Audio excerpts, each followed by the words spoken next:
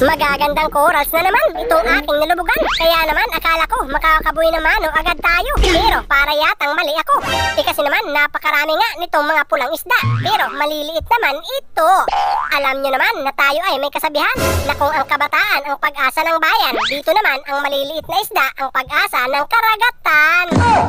Kaya naman maghanap na lang ulit tayo dito sa bandang unahan. Total marami pa namang magagandang mga corals na pwedeng pagtaguan ng mga isdang pangulam. Pero para yatang paubos na ang hangin ko. Kaya naman huminga na muna tayo. Dahil ako naman naniniwala sa kasabihan na mas mahalaga ang buhay kaysa sa isda na ating nakukuha. At eto na ang pangalawang lubog natin. Kaya sana naman tayo ay swertihin.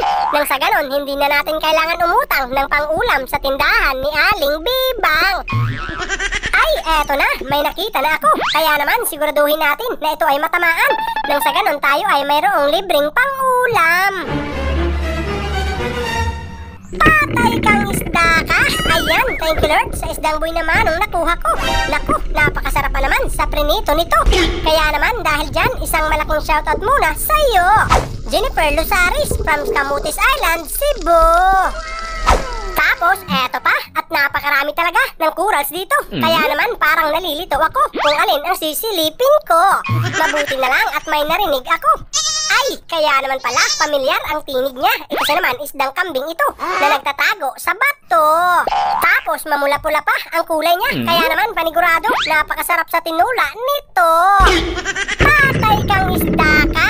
Ayan, medyo malaki na pala. Kaya naman dahil dyan, isang malaking shoutout muna kay Inday Ann Vlogs from Iligan City, Mindanao. Tapos, syempre, kulang pa ang nakuha nating pang-ulam. Kaya naman bumalik ulit ako dito sa kailaliman. Nang sa ganon makadagdag tayo ng pang-ulam. Pero para yatang maliit pa itong aking natagpuan. Kaya naman maghanap na lang tayo dito sa bandang unahan. Total, napakalawak pa naman nitong karagatan. Kaya naman imposible na hindi tayo makakadagdag dito ng pang-ulam.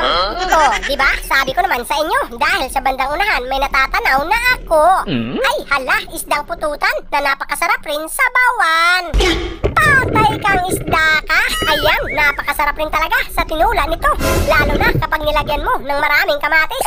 Naku, panigurado, ang sabaw nito ay hindi magmimintis. Kaya naman dahil dyan, shoutout na naman sa Lapi Family from Tuburan, Cebu. Tapos dito naman, buhanginan itong aking nalubugan. Tapos napakaganda pa nitong aking natagpuan. Dahil kung titingnan mo, parang napakaraming balahibo ng manok ito. Oh, diba? Napakaganda talaga kung titingnan. Pero paalala lang na huwag nyo agad itong hawakan kung ayaw mong masira ang iyong kinabukasan. Kasi naman napakasakit rin talaga kung makatinik nito. Na kapag natinik ka, paniguradong masasabi mong aray ko.